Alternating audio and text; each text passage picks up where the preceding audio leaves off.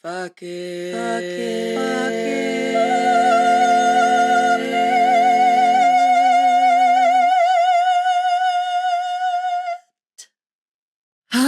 I can't believe it's only Wednesday. I feel tired. Oh, my voice. There it goes. That's fantastic. I'm glad we're starting the video that way. Oh man. It's finally getting cold though over here. So I'm in Wisconsin for those of you who don't know, and it has been lovely for the last few days. It's been like high of 70. And so most of the day it's in the 60s and it's just lovely, gorgeous. It's going to get up to 78 and 80 again at the end of the week. And I'm like, why? Why can't it just be fall? Why can't we just dive into fall weather and then just fucking stay there? Done sweating. I don't want to turn my air conditioning on again. I don't want to do that. No. Hard pass. I am that basic bitch. Are you that basic bitch? I hope so. That way we can be friends. Even if you're not that basic bitch, I bet we could be friends, but you'll have to put up with my basicness. I totally drove through Starbucks this morning after the school drop off and got let's see if I can say the whole title. Apple Crisp Oat Milk Macchiato. I think that's the whole title. Why do Starbucks drinks have like the longest titles in the world? I don't want to have to say iced apple crisp oat non-dairy sweet cream chai or whatever that one is. It's fucking delicious. It's a new one. So it's that apple crisp syrup in a chai, and they figured out how to do a non-dairy sweet cream on top. Finally. So that way people who are allergic to dairy like me can enjoy this shit. But having to say that mouthful every time, it's like they want us to sound like idiots so they can just have the baristas can have a laugh while we're all stumbling over our fall orders. But if you haven't tried the Apple Crisp coffee and chai like line yet, because when it first came out, I was like, coffee and apple? Blech. But also it smelled really good. So I tried it and I'm really glad I did. It's actually fucking delicious. Like, it's so fucking good. It's so good. And I can't have the pumpkin spice stuff yet because they have not yet released a pumpkin spice flavor syrup that doesn't have dairy in it. I don't know why that has to have dairy in it. Why? All the other flavors, the syrup flavor things, the flavored syrups. There we go. English is on board finally. All the other flavored syrups don't have dairy in it. Why does the pumpkin spice have to have dairy in it? Why? I want a pumpkin spice latte. That's all I want in my life. And then I can die happy. Jeez, Starbucks. Anyways, I took myself to the movies. This last weekend was a kid-free weekend for me. They were with their dad. And I have been enjoying going to the movies lately. And so I just went on and was like, what's playing? And there was a movie called The Substance, and it had Demi Moore and some other chick. And I was like, I've seen her somewhere. And yeah, she's done things. And right now in this moment, I cannot remember her name or the movies that I'd seen her in.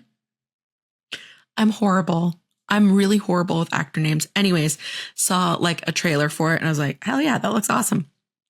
Except I missed the part where it's technically categorized as horror sci-fi. And I don't do horror films because I'm like a baby. It's more of like a psychological horror, though it is a little bit gory. It does get a little bit gory, but it's not the paranormal like exorcist, ghost haunting. I cannot with that stuff. It freaks me out too much. I have too active an imagination to watch those movies. But yeah, I was sitting in the theater by myself. I mean, there were 3 other people in the theater with me and they were in another row. I was by myself and all this gory shit was happening. I was like, oh my God, why did I pick this movie? But I gotta say, the overall message of the movie is amazing. And like, so it's about, there will be spoilers. So if you are going to go see it, which I highly recommend you go see it, like pause it right here, use the chapters below to navigate past this section because I don't want to spoil anything for you. Ready? Okay. So it's about, it's a commentary on the super unrealistic expectations that are put onto women as far as their appearance goes and not being able to age. So I love bringing awareness to this very, very real thing that women have to go through. And the way that the writer and director decided to do it wasn't, it wasn't like Dumplin', where it's heartfelt and just realistic storytelling. There's a time and a place for that. And then there's also, I do believe a time and a place for what this movie did, which is just like, it's just a gut punch of like, this is absolutely horrible. What we do to women, what women do to themselves, how we become our own worst enemy, and just how it creates this monster inside of us. And also the very real physical, like visceral physical things that we do to our bodies all the time. All the real, very real physical pain and the surgeries and all of the procedures and the drugs that we pump our bodies with. Like there is a time and a place to like really push that forward. And this movie does that. So it's about this substance, the substance that you inject into yourself. Oh, like they lost me there. I don't do well with needles. I'm such a baby with that stuff, you guys. I'm such a baby. She injects herself with it, and then like you can see something happening inside of her body, and another person is literally birthed from her, except she pops out from her spine. So her spine splits open and this 20-something-year-old body comes out of her. So it's like the soul hops between the two bodies because they have to switch every 7 days without exception, because those are just like the rules of the movie, how it works. Otherwise there's consequences, and there were consequences. But yeah, just like that level of like gore, like you see a spine splitting open and someone coming out of it, and then she like stitches it back up, and barf. I hate that stuff so much. I hate it so much, which is why I will be aging naturally, because I'm not doing any surgeries. I'm not even going to do Botox. Do not come at my face. My fucking face with a needle? No, I'm just going to have wrinkles. That's it. I'm just going to love myself instead. I don't know how people do that. I don't at all. I'm such a baby. And at the very, like, one of the very last scenes is because eventually she like turns herself into this deformed monster. There really is no true human resemblance. It's just like random body parts because she tried to like morph again into like an even better version of herself. And it was just a monstrosity. And she's on stage begging everyone to just accept her and be like, no, it is me. This is me. It was heartbreaking. And everyone was obviously not accepting her and calling her a monster. And a guy like chopped her head off. And so then there's just, it's like, it was very reminiscent of Carrie, the movie Carrie at the end, like with the blood soaking everywhere. It was everywhere. Her blood all over the audience, which is very symbolic and all this stuff. But if you don't do well with gore, like an audience soaked in blood gore, this isn't for you.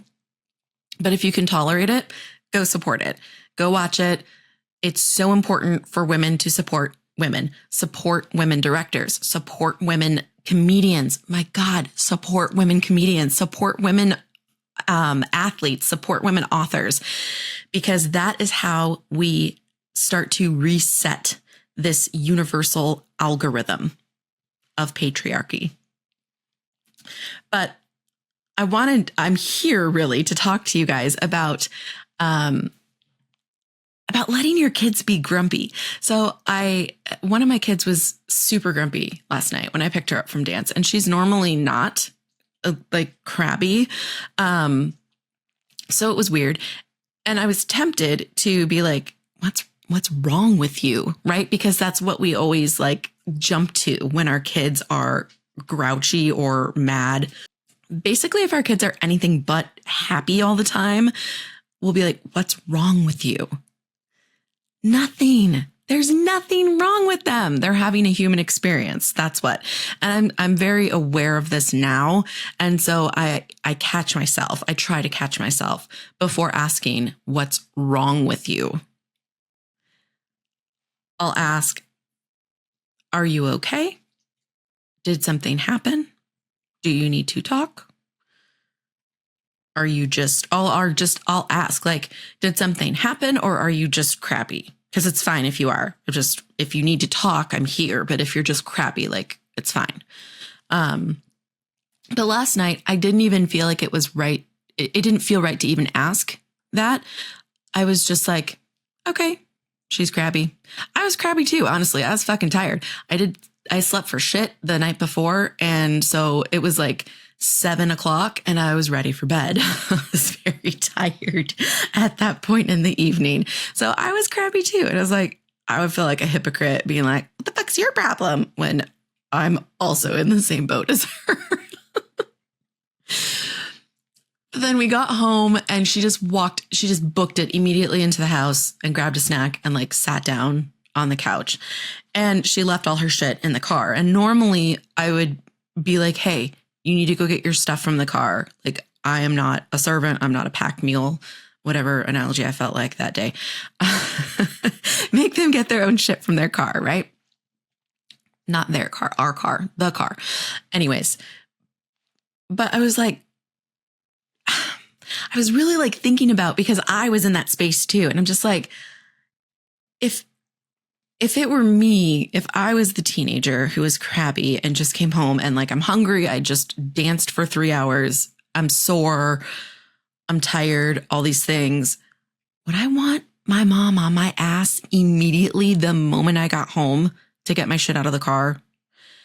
And just like, I just kept thinking about her and like putting myself in her shoes.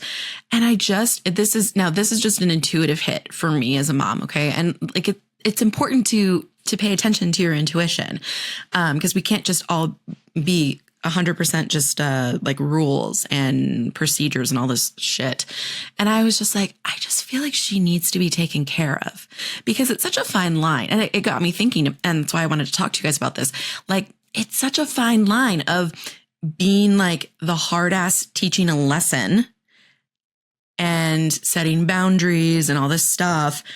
And also recognizing when your kid just needs you to take care of them, because we all need that. Even as adults, like sometimes you just need someone to take care of you. Sometimes like that would be the ultimate like expression of love, is when you're having kind of like a rough time and you're just like, you just need someone to take care of you, instead of having someone like be on your ass and like, no, you still need to do all your shit. Like, let's go. Da, da, da, da. And so I just took care of her last night. And I never asked her like, hey, is there something wrong? Do you need to talk? Because I just didn't feel right. I was like, she knows, like, I'm not concerned about her not talking to me like at all. And again, it was just this intuitive hit of like, she just needs to be taken care of. And so I just took care of my daughter last night and I gave her space. And I really do think that's what she needed last night. And I think if I had forced, like, go get your stuff from the car, get started on homework right now, stop snapping at me. It's not okay for you to basically like be in a bad mood, right? Would be the message that I would have been giving her. Because women get that message so much. We get the message of like, we're not allowed to be in a bad mood. We're not allowed to be angry. We always have to be positive and happy and polite all the time. Because if we're not, then there's something wrong with us. We're being rude and disrespectful. Like we have to be thinking of other people's feelings all the time. And then we're not thinking of our own feelings at all. And I don't want to raise my girls to do that. So I just let it be okay that she's grumpy. I didn't ask for an explanation. I didn't ask her to change it at all, because I wouldn't want someone to fucking tell me to, like, imagine, just think about the last time that you were crabby. You're just crabby, okay? It's just having a human experience. You're just crabby, and someone tried to come at you to tell you to fix it. Would that not drive you crazy? Would that not drive you to the point of insanity where you just scream until everyone's heads explode? So why the fuck would I do that to my kids? Right? So that's all I wanted to hop on here and chat with you guys about. It's just like the importance of remembering that our kids are tiny humans having human experiences, the whole human experience, right? The goal is not for your kids to be happy all the time. They are going to have 50-50 experience just like we do. 50% negative, 50% positive. It's not a problem when they're experiencing the 50% negative. We're here to teach them how to navigate those. But before we can do that, before we can teach them, we got to do it ourselves. So what do you do when you're crabby, when you're frustrated, when you're angry? Anger is just not allowed in women at all. We get so ostracized and so just like beaten down if we're angry. How do you handle when you're angry? Do you make space for that? Do you let it be okay when you're having negative emotions? And if you're not, maybe take a look at that. Maybe sign up for my mini package, Stop Snapping at Your Kids. It's on-the-go coaching designed for the busy mom by a busy mom. You don't need to schedule anything. The coaching is there when you have pockets of time. And we'll start working on controlling your stress. So that way you feel like you're actually in control of your stress, because you are. You're always in control of your stress. And you don't have to shame yourself every time you feel stress or frustration or anger or sadness. Nothing's wrong with you. You're just having a human experience. And then once you do that for yourself, you're equipped to help your kids through it. And then you won't hide from your kids when you're experiencing these things. They can actually see you angry, see you sad, see you frustrated, see you all of these things, anxious, and see you navigate and walk your way through it. That is how you teach your children, is by letting them see you go through it yourself. I love you guys. I hope you're having a great week. If you're not, I'm giving you a big hug. If you are, I'm still giving you a big hug, because hugs are for all emotions and all seasons of life. If there's any specific topic that you would like to have covered in any of these videos or on my podcast, let me know in the comments below. And down in the description box, I will link where you can sign up for Stop Snapping at Your Kids, and also where you can sign up for my newsletter. The Fuck It Mothering newsletter is your way of saying fuck you to the algorithm, because just because you're following me on any social media platform doesn't necessarily mean that I'm going to show up on your newsfeed, right? Because you don't decide what shows up on your newsfeed. The algorithm decides what shows up on your newsfeed. So if you like this content, if you like laughing and getting inspired and learning how to work on yourself to make you a better person and a better mom and more connected with yourself, then make sure that you get this content on a regular basis by signing up for the email newsletter. I do not spam you. It's so important to me, because I hate when I sign up for an awesome newsletter and I'm enjoying the content, and then they go through a launch period and they're spamming me like 2 emails a day for their launch period. I have unsubscribed from almost every newsletter because of that. I do not do that. It is literally there to serve you. I feel like there was another thing that I wanted to announce. Oh, I'm building a community for moms with my Fuck It Friday buddies. And so we put together a survey just to ask you guys, like, what would you want to see in a community? What have you experienced in other communities and didn't like, or that you liked? Because if we're going to do this, we want to do it to your liking. We want to create something that we want to create the space that we've all been looking for and never found. So if you could take 5 minutes of your time and take the survey, it would really, really mean a lot to us. It would help us tremendously in building this community for you. And we are going to pick three people to gift Starbucks gift cards to as a way to say thank you. Again, I love you guys. I hope you have a great week.